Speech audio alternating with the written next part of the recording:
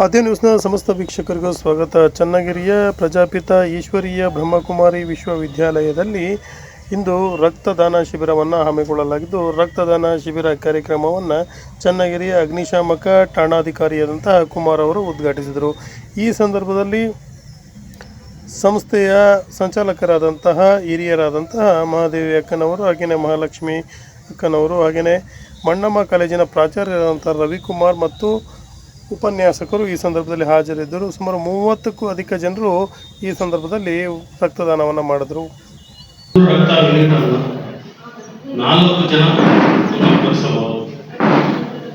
ಯಾರೇ ರಕ್ತ ಕೊಡಬಹುದು ಅಂತಂದ್ರೆ 18 ವರ್ಷದಿಂದ 65 ವರ್ಷ, ಆಮೇಲೆ 45 ತೂಕಕ್ಕಿಂತ ಜಾಸ್ತಿ ಇರೋಂಥವ್ರು ವರ್ಷದಲ್ಲಿ 3 ತಿಂಗಳಿಗೊಮ್ಮೆ ಎಲ್ಲರೂ ರಕ್ತದಾನ ಮಾಡಬಹುದು. ಇದು ರಕ್ತವು ಕೃತಕವಾಗಿ ತಯಾರಿಸುವಂಥದ್ದಲ್ಲ. ಇದು ಒಬ್ಬ ಮನುಷ್ಯ ರಕ್ತ ಕೊಟ್ಟರೆ ಇನ್ನೊಬ್ಬ ಮನುಷ್ಯನ ಉಳಿಸ್ಬೋದು ಅಂತ ಹೇಳ್ತಾ ಎಲ್ಲರೂ ರಕ್ತದಾನ ಮಾಡುವರು ಅಂತ. ಅಪಘಾತದಲ್ಲಿ ಮತ್ತು ಶಸ್ತ್ರಚಿಕಿತ್ಸೆಗಳು ರಕ್ತ ಭಾರಿ ಇಂಪಾರ್ಟೆಂಟ್. ಅದಕ್ಕೋಸ್ಕರ ರಕ್ತವು ಅತ್ಯಂತ ಮುಖ್ಯವಾಗಿರೋದ್ರಿಂದ ಎಲ್ಲರೂ ರಕ್ತದಾನ ಮಾಡೋಣ ಅಂತ ಹೇಳ್ತಾ ಆರೋಗ್ಯ ಆಯಸ್ಸು ಎಲ್ಲ ಚೆನ್ನಾಗಿ ಕೊಟ್ಟಿದ್ದಾನೆ ಭಗವಂತ. ನಮಗೇನು ಮನೆ ಕೊಟ್ಟಿದ್ದಾನೆ, ಹೊಲ ಕೊಟ್ಟಿದ್ದಾನೆ, ಗದ್ದೆ ಕೊಟ್ಟಿದ್ದಾನೆ. ನಮ್ಮ ಪತಿ ಚೆನ್ನಾಗಿಲ್ಲ ಅಕ್ಕೋರೆ. ಅವ್ರು ಕುಡಿದು ಕಿಡ್ನಿ ಹೋಗ್ತಾ ಇದ್ದಾರೆ, ಲಂಗ್ಸ್ ಎಲ್ಲ ಕೊಳಿತಾ ಇದ್ದಾವೆ. ಅವ್ರ ಮೇಲೆ ಭರವಸೆನೇ ಇಲ್ಲ ಅಕ್ಕೋರೆ. ಅವ್ರವ್ರ ನಟಿಯರಿದ್ದಂಗೆ ಇರ್ತಾರೆ, ಯಂಗ್ ಸ್ಟಾರ್ಸ್ ಇರ್ತಾರೆ ಪತ್ನಿಯರು. ಆದ್ರೆ ಪತಿಯರ ಕಷ್ಟವನ್ನ ನೋಡಿ ಹಿಡಿದುಕೊಳ್ಳಕತ್ತಾಗ ನಮಗೆ ಬಹಳ ನೋವು ಆಗ್ತದೆ. ಅದಕ್ಕೆ ನಾವು ಕೂಡ ಭಗವಂತನಿಗೆ ಸಂಕಲ್ಪ ಇಡ್ತೇವೆ, ಭಗವಂತ ಇವರನ್ನ ಹೆಂಗ್ ಮೋಟಿವೇಟ್ ಮಾಡ್ಬೇಕು ಅಂತ.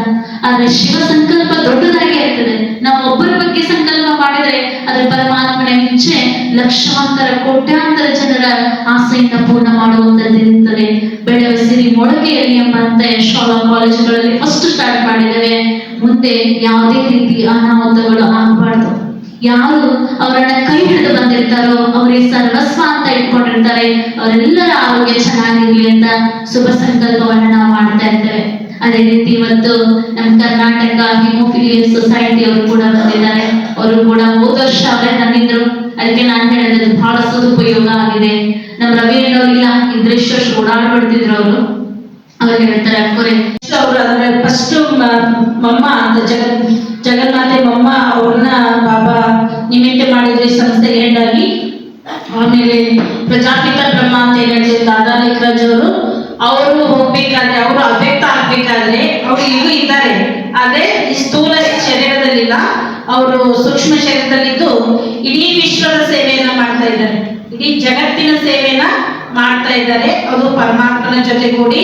ಯಾಕೆಂದ್ರೆ ಪರಮಾತ್ಮನ ಸೇವೆ, ಪರಮಾತ್ಮ ಅಂದ್ರೆ ನಿರಾಕಾರ ಜ್ಯೋತಿ. ಅವರಿಗೆ ತಮ್ಮದೇ ಆದ ಶರೀರ ಇಲ್ಲ. ಅವ್ರು ಬಂದು ಮಾತಾಡ್ಬೇಕು, ನಮ್ಗೆ ಮಾರ್ಗದರ್ಶನ ಕೊಡ್ಬೇಕು ಅಂದ್ರೆ ನಾವು ಅಲ್ಲೇ ಕುಂತು ಜ್ಯೋತಿ ಪ್ರೇರಣೆ ಮಾಡಿದ್ರೆ ನಮ್ಗೆ ಕೇಳಂಗಿಲ್ಲ. ಅಂತ ಕಲಬುದ್ಧಿ ನಮ್ಮ ಮಾನವದಾಗ್ಬಿಟ್ಟಿದೆ. ಅದಕ್ಕೆ ಪರಮಾತ್ಮ ಒಂದು ತನವಿನ ಆಧಾರ ತಗೊಂಡಿದ್ದಾರೆ, ಪ್ರಜಾಪಿತ ಬ್ರಹ್ಮ ಅಂತ. ಅವ್ರ ಮುಖಾಂತರ ಬಂದು ನಮ್ಗೆ ಈ ಜ್ಞಾನ ರತ್ನಗಳನ್ನ ತಿಳಿಸ್ತಾ ಇದ್ದಾರೆ. ನಾನ್ ಯಾರು, ನಾ ಎಲ್ಲಿಂದ ಬಂದೆ, ಪುನಃ ಎಲ್ಲಿ ಹೋಗ್ಬೇಕು, ಸೃಷ್ಟಿ ಅಂದ್ರೆ ಇನ್ನು ಸೃಷ್ಟಿ ಚಕ್ರ ಎಷ್ಟು ಸಮಯ ನಡೀತದೆ, 5,000 ವರ್ಷದ ಸೃಷ್ಟಿ ನಾಟಕ ಚಕ್ರದಲ್ಲಿ ಏನೇನ್ ಪಾತ್ರಗಳನ್ನ ಅಭಿನಯ ಮಾಡ್ತೇವೆ, ಬ್ರಾಹ್ಮಣ್, ದೇವತಾ, ಕ್ಷತ್ರಿಯ, ವೈಶ್ಯ, ಶೂದ್ರ 5 ವರ್ಣಗಳಲ್ಲಿ ನಾವೇನ್ ಮಾಡ್ತಾ ಇದ್ದೇವೆ, ಈ ಸೃಷ್ಟಿ ನಾಟಕ ಮಂಚದಲ್ಲಿ ಪಾತ್ರವನ್ನ ಅಭಿನಯ ಮಾಡ್ತಾ ಇದ್ದೇವೆ. ಒಂದ್ ಸಮಯ ಇತ್ತು, ಅವಾಗ ಈ ಭಾರತ ಸ್ವರ್ಗ ಆಗಿತ್ತು, ಲಕ್ಷ್ಮೀನಾರಾಯಣ ರಾಜ್ಯ ಇತ್ತು. ಅವಾಗ ಏನಾಗಿತ್ತಪ್ಪ ಅಂದ್ರೆ ಆರೋಗ್ಯ, ಸಂಪತ್ತು, ಖುಷಿ, ಶಾಂತಿ, ನೆಮ್ಮದಿ, ಆರೋಗ್ಯ ಎಲ್ಲರೂ 100% ಇತ್ತು. ಯಾವುದಕ್ಕೂ ಏನೂ ಕೊರತೆ ಇರಲಿಲ್ಲ. ಅಲ್ಲಿ ಆಸ್ಪತ್ರೆಗಳು ಇರಲಿಲ್ಲ, ಡಾಕ್ಟರ್ಸ್ ಇರಲಿಲ್ಲ, ಪೇಷಂಟ್ ಇರಲಿಲ್ಲ. ಅಂತ ಒಂದು ನಿರೋಗಿ ಕಾಯ, ಕಂಚನ ಕಾಯ, ಆತ್ಮ ಮತ್ತು ಶರೀರ ಎರಡು ಹೆಂಗಿತ್ತಪ್ಪ ಅಂದ್ರೆ ಬಂಗಾರ ಸಮಾನ ಇತ್ತು ಅಂತ ಪರಮಾತ್ಮ ಹೇಳ್ತಾರೆ.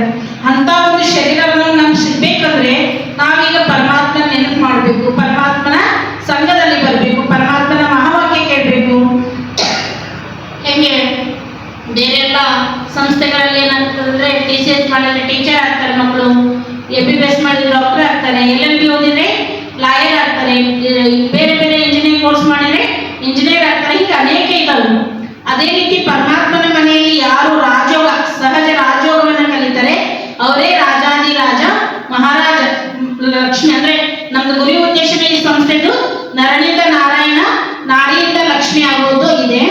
ಅಂದ್ರೆ ಇದ್ರಲ್ಲಿ ಪರಮಾತ್ಮ ಒಂದಲ್ಲ ಎರಡಲ್ಲ 21 ಜನ್ಮಕ್ಕಾಗಿ ಈ ಪದವಿ ಕೊಡಕ್ ಬಂದಿದ್ದಾರೆ. ತಗೊಳ್ಳೋರು ಎಷ್ಟು ಜನ ಇದ್ರೆ ಕೈ ಎತ್ತಿ ನೋಡೋಣ. ಇನ್ನು ತಗೋಬೇಕನ್ನೋರು ತಗೋಬೇಕು. ಯಾಕಂದ್ರೆ ಮನುಷ್ಯ